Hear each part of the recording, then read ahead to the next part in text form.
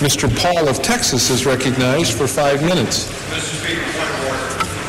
Gentleman from Michigan. Mr. Speaker, do not I have the right to ask unanimous consent for 1 minute prior to the proceeding with the 5 minutes? The chair would advise the member from Michigan to get on the 5-minute members list, and we'll be happy to recognize you. The gentleman from Texas is recognized Mr. Speaker, for 5 I only minutes. want 1 minute. Gentleman's recognized for 5 minutes and may proceed.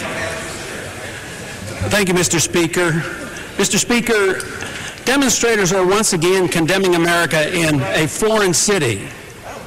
This time it's in Kabul, Afghanistan, shouting "Death to America," burning our flag, and setting off bombs. The demonstrators express their hatred toward America. The United States has just placed sanctions on yet another country to discipline those who do not obey our commands. The nerve of them. Don't they know we're the most powerful nation in the world and we have to meet our responsibilities? They should do as we say and obey our CIA directives. This process is not new. It's been going on for 50 years and it has brought us grief and multiplied our enemies. Can one only imagine what the expression of hatred might be if we weren't the most powerful nation in the world? Our foreign policy of military interventionism has brought us death and destruction to many foreign lands and loss of life for many Americans.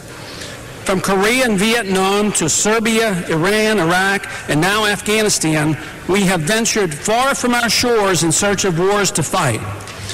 Instead of more free trade with our potential adversaries, we are quick to slap on sanctions that hurt American exports and help to solidify the power of the tyrants while seriously penalizing innocent civilians and fomenting anti-American hatred.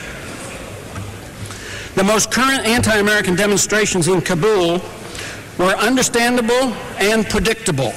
Our one-time ally, Osama bin Laden, when he served as a freedom fighter against the Soviets in Afghanistan, and when we bombed his Serbian enemies while siding with his friends in Kosovo, has not been fooled and knows that his cause cannot be promoted by our fickle policy. Sanctions are one thing, but seizures of bank assets of any related business to the Taliban government infuriates and incites the radicals to violence. There is no evidence that this policy serves the interests of world peace. It certainly increases the danger to all Americans as we become the #1 target of terrorists.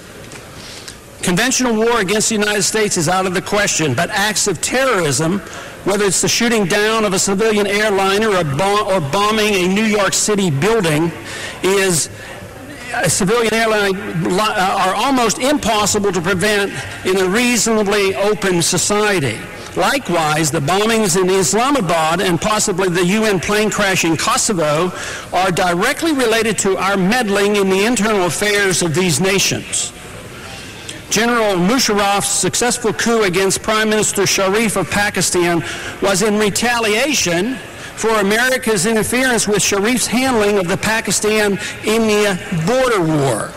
The recent bombings in Pakistan are a clear warning to Musharraf that he too must not submit to U.S. CIA directives. I see this as a particularly dangerous time for a U.S. president to be traveling to this troubled region, since so many blame us for the suffering, whether it's the innocent victims in Kosovo, Serbia, Iraq, or Afghanistan. It's hard for the average citizen of these countries to understand why we must be so involved in their affairs and resort so readily to bombing and boycotts in countries thousands of miles away from our own. Our foreign policy is deeply flawed and does not serve our national security interests. In the Middle East, it has endangered some of the moderate Arab governments and galvanized Muslim militants. The recent military takeover of Pakistan and the subsequent anti-American demonstration in Islamabad should not be ignored. It's time we in Congress seriously rethink our role in the region and in the world. We ought to do more to promote peace and trade with our potential enemies rather than resorting to bombing and sanctions. I yield back. Into the silence.